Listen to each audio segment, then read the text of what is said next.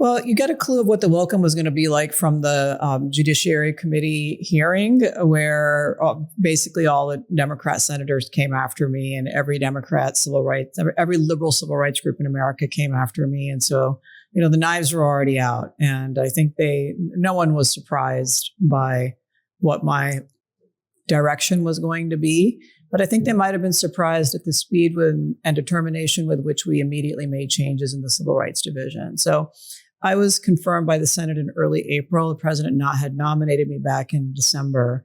And, so people had a lot of time to get prepared. And right. I was warned that there'll be some Easter eggs hidden, and like bad Easter eggs hidden in the bowels of the DOJ, things that the DOJ prior administration might have done immediately before the changeover of power. And there was kind of a vacuum between the president swearing in and the time that inferior officials in the DOJ get confirmed. So a lot of mischief could be done by interim leaders. And so what I did was you come into the government, it's like any other big business, if you will. You got to do your HR training. And in the case of the government, you got to figure out how to handle sensitive documents. So a lot of training in the week one.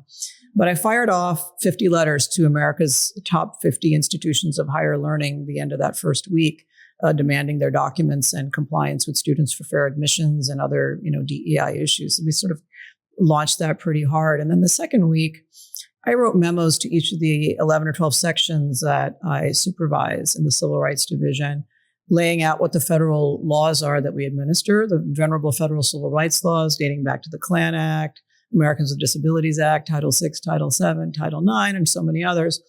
And then I said, we're going to be changing our priorities in each of your sections, and we're going to take the lead from the White House and the president's executive orders. And so we're still going to enforce all of these laws, but through a different lens than what you've been doing. So please put your pencils down, make sure that the work that you're doing is consistent with this direction. And if it isn't, we're going to need to change it.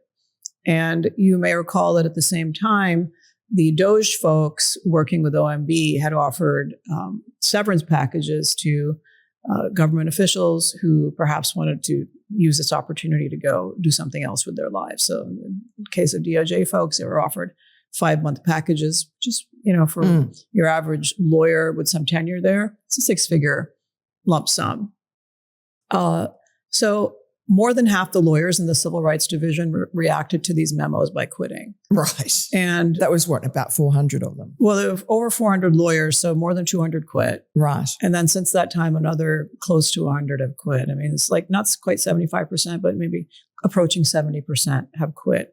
And they did it in phases. And I think there was some denial, and, they had crying sessions together, and they had, because you asked them to obey the law and just follow what the democratically elected president's priorities were. And frankly, it was shocking to them. They had unhappy hours, things like that. It was like a lot of drama and hand-wringing. And they have a support group outside and a spokesperson who constantly goes on MSNBC and trashes me and what we're doing. I think this is the biggest single personnel self-purge in DOJ history. Right. I mean, congratulations. Thank you.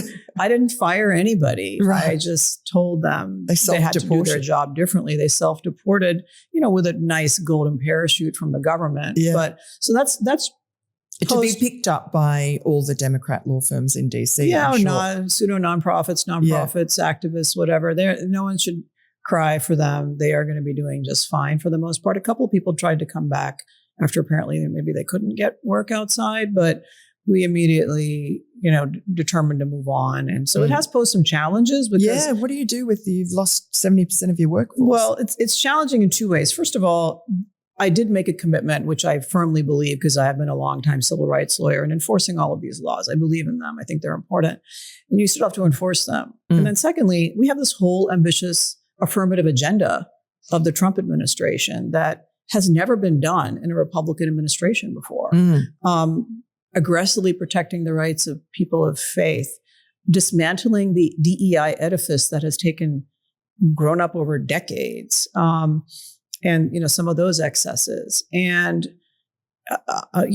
trying to enforce our criminal laws, hate crime laws that impact all Americans, not just some Americans. So it's an ambitious agenda. So There was a struggle to, get the paperwork done to finally start hiring people, but we have gotten that logjam broken. Now we're in the hiring mode, and now we have a little bit of a supply problem because the conservative side has not done a great job of encouraging lawyers to be the Peace Corps for liberty, if you will, or to do their tour of duty in the government. People go straight from being members of the Federalist Society in law schools to engaging in ponderous debates on arcane theory to making a lot of money in big corporate law firms that don't do any good to advance the liberty interests that we're talking about here. I mean, I confronted this early in my career, but eventually, made my own way and created my own civil rights organization and a firm that does all this good work.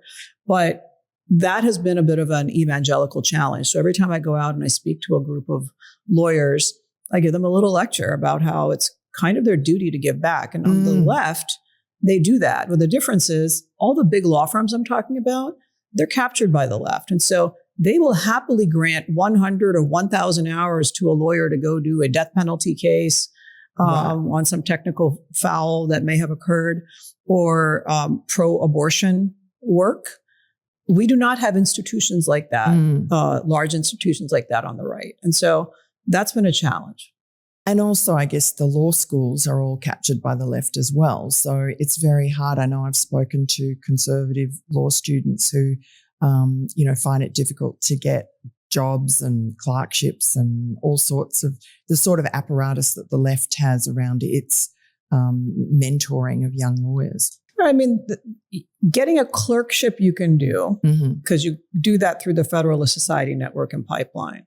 But getting a job after that, after openly being a conservative in one of these big law firms, people erase conservative groups from their resumes. They're not creative in thinking about these opportunities.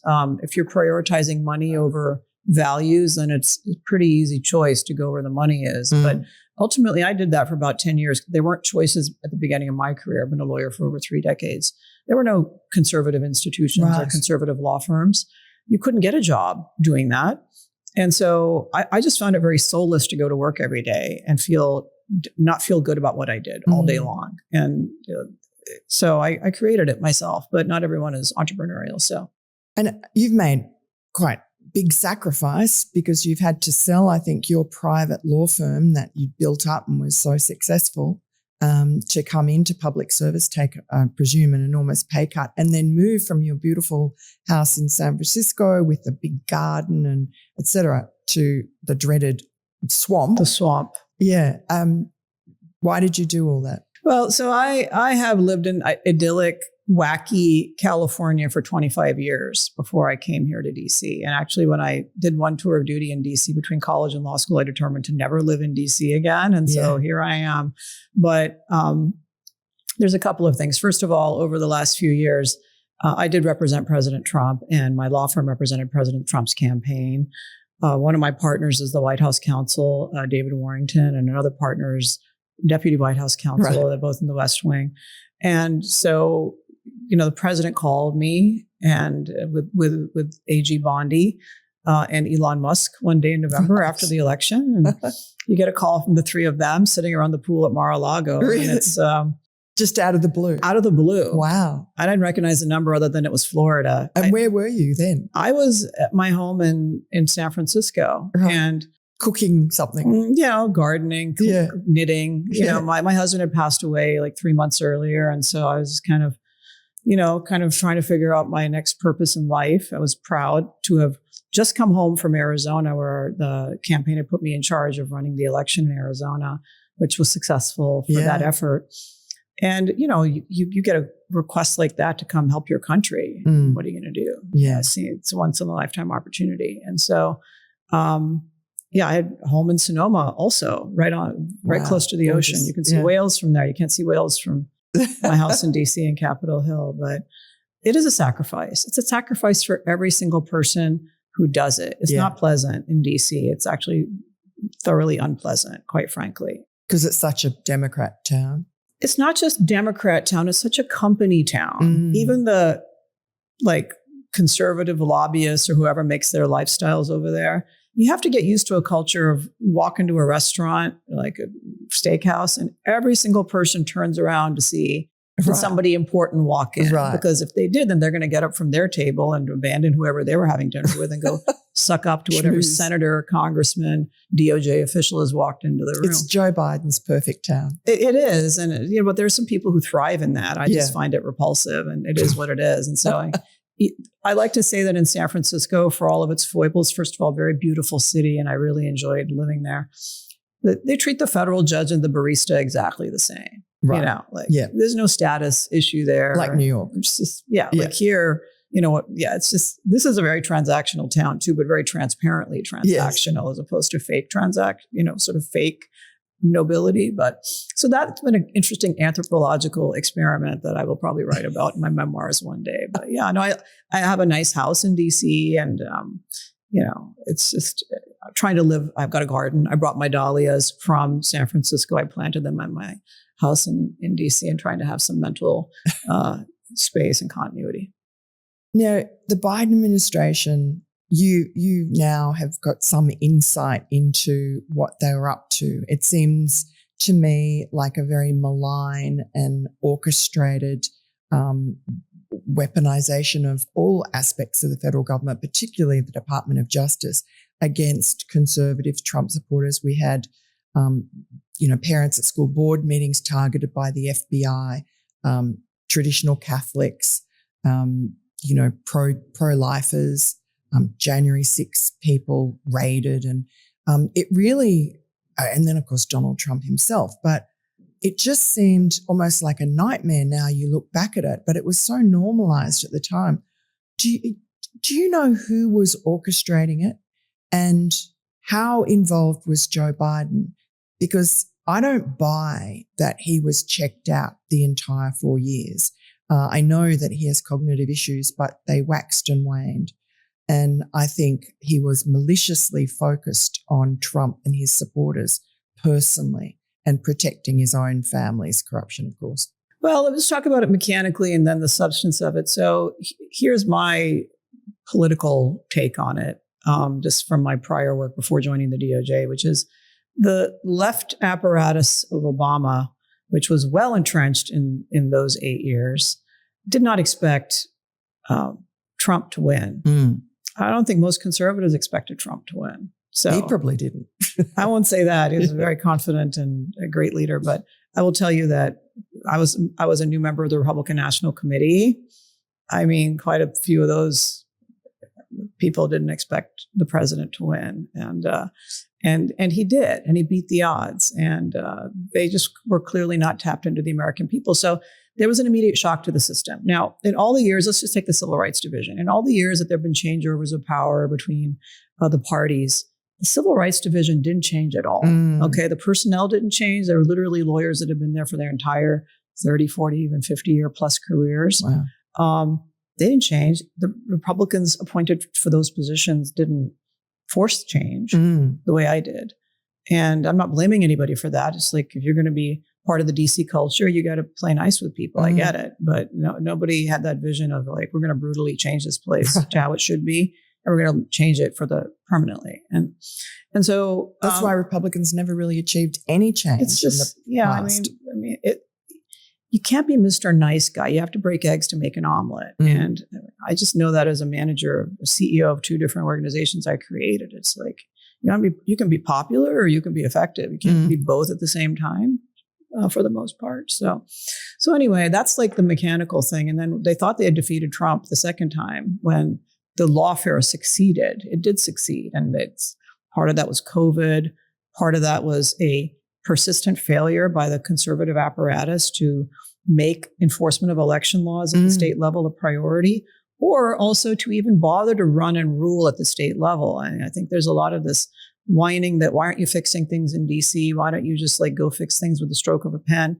Well, we have a political system that the founders set down, and most of that work needs to be done in the states, and it's hard. And you have to raise money, and you have to do all of those things. So that happened. Is that for election integrity in the state level? Just for one. And you look at the gender issues, all the issues that people want to fix in DC could and should have been fixed or stopped at the state level. But that requires organization, work, dedication, fundraising, a non-grifty culture of that. And I think the left has just managed that much better. I mean, they have Arabella Advisors and these other, Soros groups, Tides Foundation, Ford Foundation. They're very effective at deploying the money to nonprofits, or as I call them, pseudo nonprofits that are really weaponizing. So then you come back to what happened. So none of the personnel changed between really below the Senate confirmed level and the DOJ. There wasn't a lot of change over there.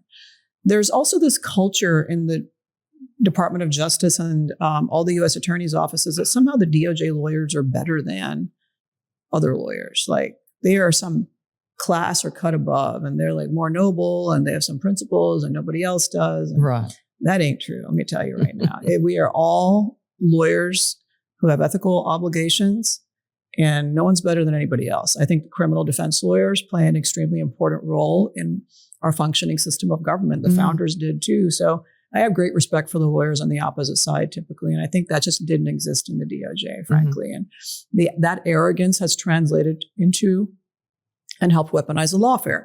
Now, you asked about Biden. I have never met him personally, don't know his cognitive state, but I do think it's the case that almost all of the personnel puppeteering the White House were Obama personnel. Right. Susan Rice and all these other people and all these consultants, Lisa Monaco.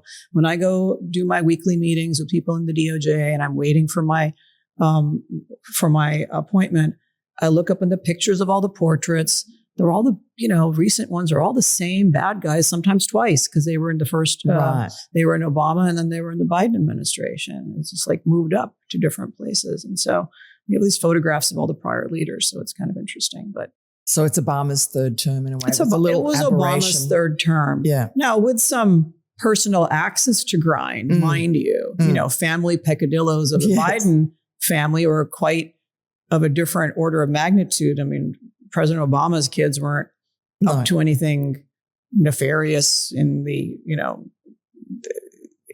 oligarch sphere, unlike Biden's family clearly was. So the Biden family business had to keep running. That definitely occurred. And so I think there's almost certainly, I know there was interference between legitimate efforts to go after and investigate Biden family. Because I know that from my private practice. I represented journalistic organizations, including at the time Project Veritas, which was being prosecuted or investigated for acquiring the Ashley Biden diary, not publishing it, just acquiring it. Tell us about that.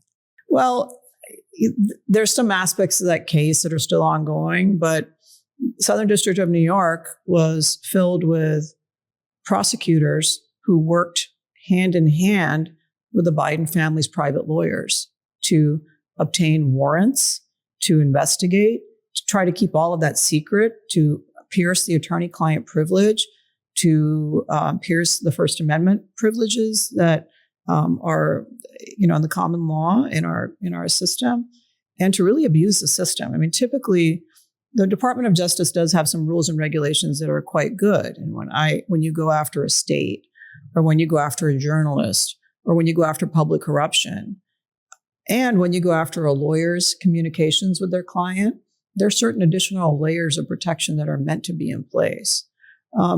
You look at the rules around the FISA court that are meant to be in place. Very high-level officials are supposed to sign off on these things. So we saw in the witch hunts against President Trump, high-level DOJ officials, including some that, he may have appointed, just rubber stamping the most outrageous transgressions of ethics, facts, and good policy on a daily basis. And it's just truly shocking. It disgusted me from my profession, some of the things I've seen. And constitutionally protected people. First Amendment is sacred to me. I mean, literally, I went to law school because I was a college journalist and I saw what happened to my colleagues in college. I was on 60 Minutes complaining about attacks on college journalists in the 1980s. Yeah. And so that's why I went to law school, because it's so sacred to me and it is so unique in America. Yes, you don't have it in the UK. Yes. You don't have it anywhere else in the world. I think it's why America is the freest place still. I mean, even with all these assaults. That's right. The First Amendment and the Second Amendment. And I've lived a lot of my time in Australia and worked somewhat in England. And It's not the same. There's no free speech in Canada. I mean, Americans just like assume Australia. that everywhere where English is spoken, speech is free. Not so. But you can trash it here. I mean, it's you being can trash it here. In fact, I just this morning, someone who I respect texted me a fairly heinous thing that's being posted near a college campus and said, "Look at this, it's horrible." I'm like, it is horrible, and it's also protected by the First Amendment.